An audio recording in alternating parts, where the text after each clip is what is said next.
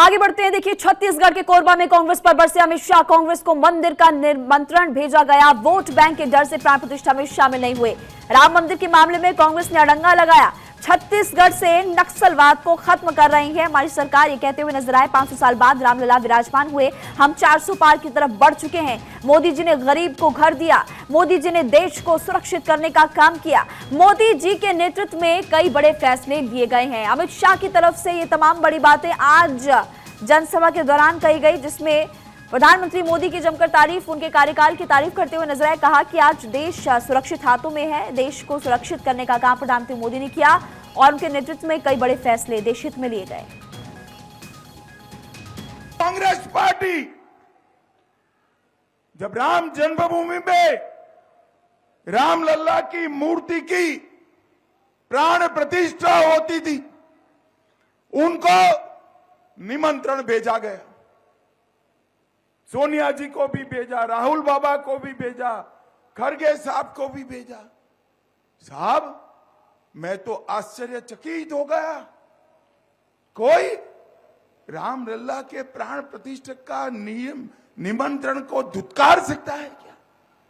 ये Congress party minority के डर से, उनकी वोट बैंक के डर से इन्होंने रामलला के प्राण प्रतिष्ठा के निमंत्रण को धुतकारा है।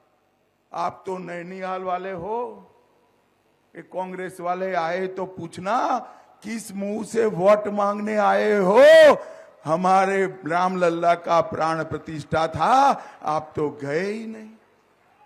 भाई और बहनों, इनके लिए वोट बैंक ही बहुत।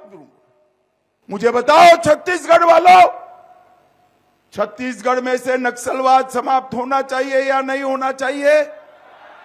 अरे जोर से बोलो, होना चाहिए या नहीं होना चाहिए? ये भूपेश कक्का की सरकार थी, नक्सलवाद को बढ़ावा देते रहे। विजय बैठा है यहां, हमारे विष्णुदेव जी की सरकार बनी, हमारे उप मुख्यमंत्री गृह मंत्री विजय जी बैठे। 4 ही महीने में 95 लोगों को ढेर करने का काम कर दिया। 350 लोग अरेस्ट हुए, कई सरेंडर हुए। मैं आपको कहकर जाता हूं, मोदी जी ने झारखंड, बिहार, ओडिशा, तेलंगाना, आंध्र, महाराष्ट्र, मध्य प्रदेश, उससे नक्सलवाद को 5 साल में समाप्त किया है। छत्तीसगढ़ छूट गया था क्योंकि यहां भूपेश कक्का की सरकार थी।